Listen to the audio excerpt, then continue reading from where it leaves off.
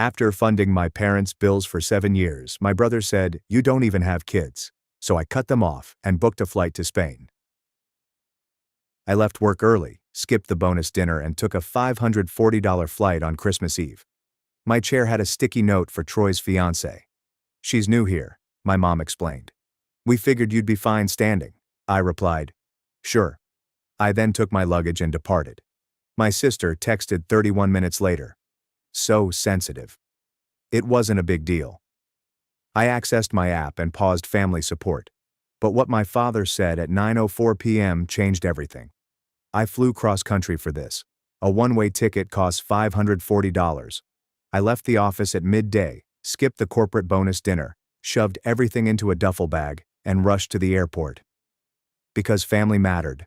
Because I still felt that showing up meant something. I had not seen them in person since the previous Christmas. We had completed the group video calls, birthday texts, and "miss you too" emoticons. But this year, I was returning home. I imagined the fragrance of roasted ham, how my mother always burned the first batch of cookies, and how my father pretended not to cry at midnight prayer. I imagined sitting at the table. It turns out it had already been taken. Literally. I strolled into the dining room with snow still melting in my hair, holding a half-soggy present bag containing Dad's favorite whiskey, and noticed the post-it note first. A small pink square on the back of a dining chair, reserved for Troy's fiancée. That is it.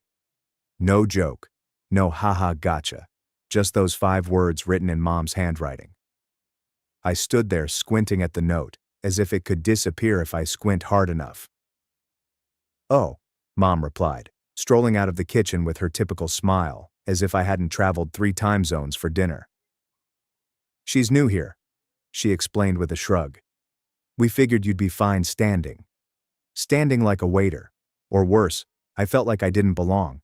I answered, "Sure," quietly, automatically. Then I turned back, grabbed my luggage, and departed. I made it 31 minutes down the ice road before my phone rang. "So sensitive. It wasn't a big deal," my sister said. "Not even a name. Just that." I stared at the message, heart racing and thumb twitching above the reply button. I then entered my banking app and paused the family support transfers. Done. But what my father said at 9:04 p.m. changed everything. It was not a post-it note, not really. That was merely a match. The gas had been escaping for several years. I did not drive back to the motel. I parked at a petrol station down the road, watched the snow accumulate on my windshield, and turned up the heat till my ears hurt. Then I started thinking. The truth is, I've always been the one who made it easy for them. When I obtained my first IT job, Dad exclaimed, "Now you can finally take care of your family." He wasn't joking. That implied, start paying the bills. So I did. I began covering their internet, automobile insurance, and even their winter heating. Quietly.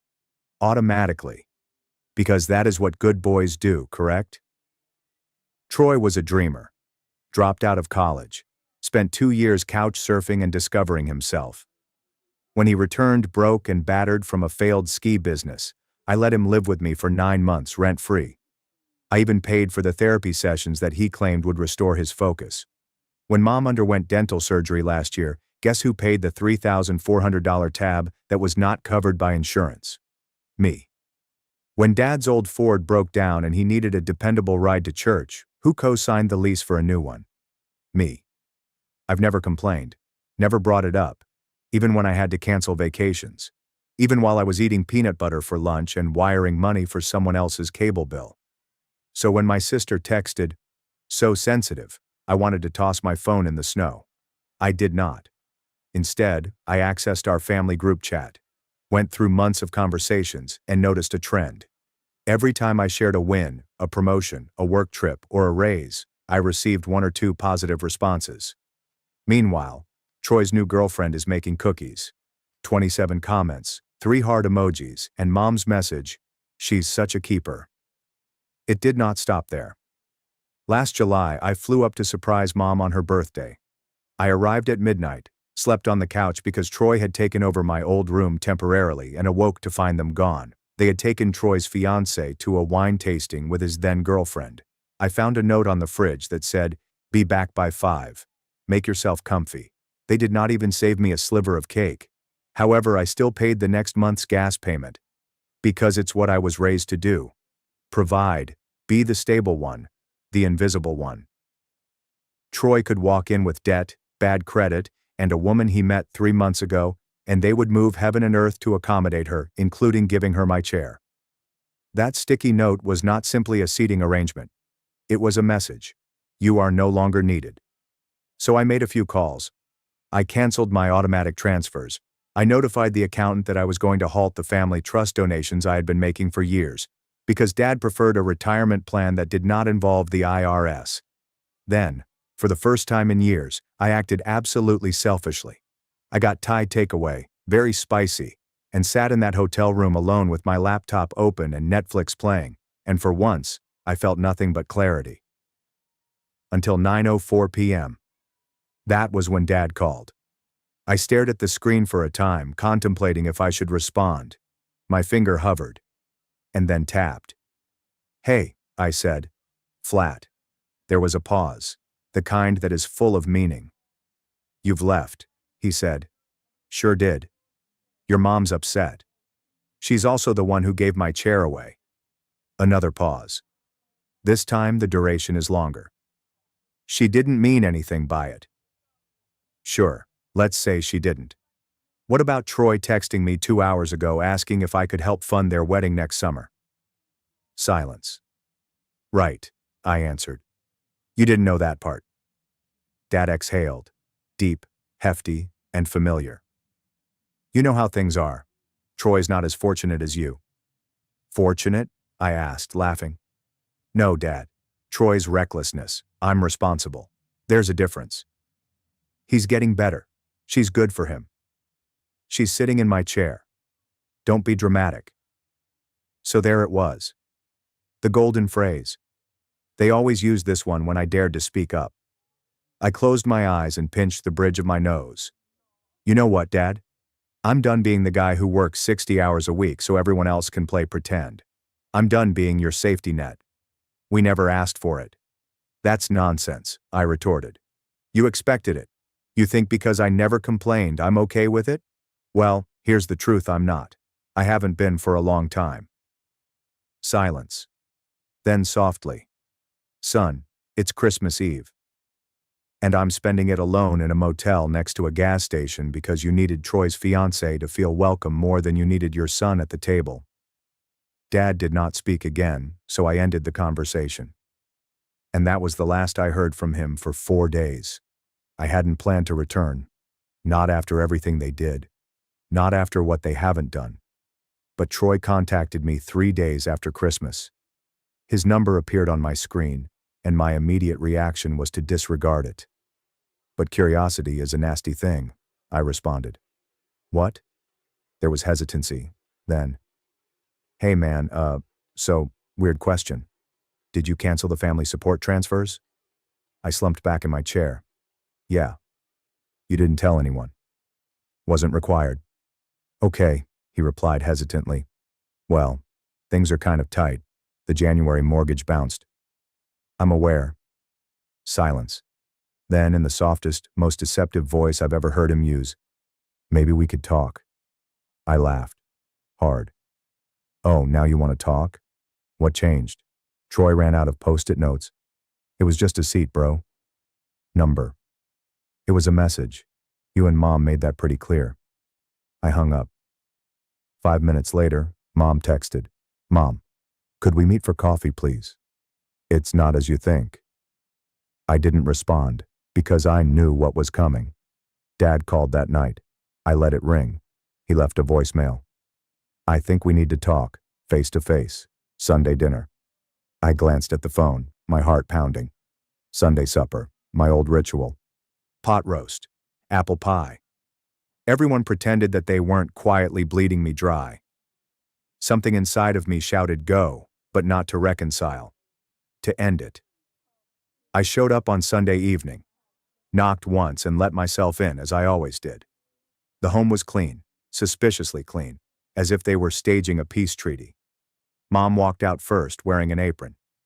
"You came," she remarked, smiling as if we hadn't forgotten each other over Christmas. Dad was in the armchair, holding his reading glasses as if he wanted to appear busy. Troy and his fiancée sat on the couch. She refused to look at me, most likely because she was embarrassed. "Good. Dinner's almost ready," Mom remarked. "No need," I replied. "I'm not here to eat." Everyone froze. I'm here for one reason: to say some things I should have said years ago. "Sweetheart," Mom said. "No," I interrupted. "You don't get to sweetheart me. Not after what you pulled. It was just a post-it note." "You think this is about that chair?" I laughed. "That was the cherry. The sundae is 20 years of you all treating me just as the dependable one. Never seen as a person, only as a solution." Troy scoffed. "Dude, you're being dramatic again." "Don't. Just don't." I turned to face Dad. "You let it happen. You watched me work overtime, pay your bills, cancel my vacations, while you threw parties for this fool when he remembered to tie his shoes. You let him sit in my seat and ask me for money in the same breath. And the worst part? You all thought I'd just keep doing it." Dad stood slowly. "We never asked you to." "Exactly. You expected it. Because I never said no." Troy leaned forwards. "You were always the one with money. You don't even have kids. It wasn't a big deal." I turned to face him, fury in my chest. "You know what is a big deal? Working 60-hour weeks so Mom can have cable and you can plan a rustic vineyard wedding for your Tinder match. I was good enough to pay for your therapy, but not good enough to sit down at the dinner table." "Got it." Mom looked like she was going to cry. "We didn't mean to hurt you." "You didn't mean anything, that's the problem. You never thought. Not about me. Only about what I could give." The room was silent. I then removed the envelope from my jacket and tossed it on the table. "What's this?" Dad inquired. "Your taxes. I won't be doing them this year. You'll need a new CPA." "Wait, what?" Mom asked, bewildered. "I transferred the car lease back to your name, canceled the insurance, and you have 60 days before the health coverage under my name expires." "Oh, and Troy." He looked up, puzzled. "That wedding fund you asked about?" "Spend it on chairs, because I'm not coming." "You're not serious," Mom exclaimed. "Oh, I'm dead serious. You made room for someone else. I'm choosing to make space for myself now." I walked out. They did not follow me. They did not stop me. This time, they knew. When I left that house, I was expecting silence. What I didn't expect was how peaceful the silence would seem. The kind of silence that protects you like armor. There's no buzzing phone. There are no guilt-tipped requests. No more, "Can you just help out this one time?" which usually escalated into a dozen. Just silent. On Monday, I entered my office with a smile that surprised the receptionist. "You win the lottery?" she inquired. I laughed. "Kind of." I did not explain. But that was the first day in years that I drank my coffee hot, ate lunch without checking my bank balance after transferring someone a rent payment, and slept through the night without receiving a text from Troy saying, "Bro, can you help out just until Friday?" By Wednesday, the texts had started. "Mom. Honey. Your father is upset. He suggests we should chat. Please come this weekend." Ignored. Then Troy. Troy. "Hey man, Dad says you canceled their dental insurance. That's not right." Troy. "Do you still have the login to your Hulu account? We can't get in." I blocked him. Then Dad called. I didn't respond. He left a message, which began calmly, and concluded as a threat. "I just don't understand how you can abandon your family like this after everything we've done for you." I laughed so hard that I almost dropped my phone. "After all they'd done for me, you mean like giving my chair to a stranger? Like accepting every financial bailout I offered while still treating me like a troublesome child whenever I established a boundary?" Not this time. They expected me to cave, feel horrible, and walk back as I always did. Instead, I made things worse for them. I thrived. I signed up for a 2-week photography retreat in Oregon. something I'd always wanted to do but couldn't afford because I was always paying other people's bills. I rejoined my gym, took long walks, I deleted the family group chat. I blocked my sister after she added me back. I went out for drinks with a few co-workers and, for the first time, didn't lie about why I was constantly exhausted. I stated the truth. My family is a financial black hole and I've finally cut the cord. One guy raised his glass. Respect. That word means something different now. Respect wasn't about not making a fuss. It was about saying enough. Then came the call. 9:04 p.m. Exactly 2 weeks after the Christmas Eve debacle. I almost didn't respond. The number was blocked, but something prompted me to swipe. Hello? The voice on the other end was quiet. Rah. Hey, it's Dad. He sounded older, tired. Okay, I'm at the hospital. He explained. I sat upright. What happened? Your mother collapsed in the kitchen. Dehydration, stress. Doctor says it's nothing fatal, but she's shaken and she's been crying, asking for you. I said nothing. You've made your point, he added, loud and clear. But maybe now you can stop punishing us. My blood boiled. Punishing you? You think I'm punishing you because I stopped being your ATM? I'm just saying, your mom. My mom let me walk out of Christmas dinner like a ghost. Don't drag her tears into this now. Silence. Finally, quietly. She told me about the chair. Said it was her idea. She thought Troy's fiancé would feel awkward otherwise. And it never occurred to anyone that I might feel unwelcome. We didn't mean it that way. That's the problem. You never mean it that way. But it's always the same story. I give. You take. Another lapse in stillness. Then he whispered, I miss you, son. Something twisted inside my chest. Not in pain. No regrets. Just clarification. I miss who you used to be too, I replied. Before you sold me out for convenience. So I hung up. Days have gone. Then I received a message that wasn't from Troy. From her. Troy's fiancée. The girl who occupied my seat. Text. Hey, I understand you probably don't want to hear from me, but I just wanted to say. I did not know. Pause. Another message. Text. Your mother told me you'd be late. You said you wouldn't stay long. I only learned what happened after you departed. If I had known, I would not have taken your chair. And here's the kicker. Text. Troy told me you were wealthy, that you'd be okay standing, that you don't care about family matters anyway. I'm so sorry. For a little while, I was unsure how to feel. But the truth struck like a punch. He was aware of my impending arrival. He instructed her to take my chair. He knew exactly what it would do. And he wanted it. Troy had always disliked what I represented, responsibility, success, and repercussions. He was the turmoil they cherished. I was the anchor they relied on. And resented. Well, not anymore. The next week, my parents sent me an official email. Subject, resolution proposal. A PDF document containing budgets, timeframes, and independence plans was included. It reads like a business pitch, a desperate one. They were trying to show that they could manage without me. I am begging for a second chance. Requesting 3 additional months of transitional support before proceeding with full financial separation.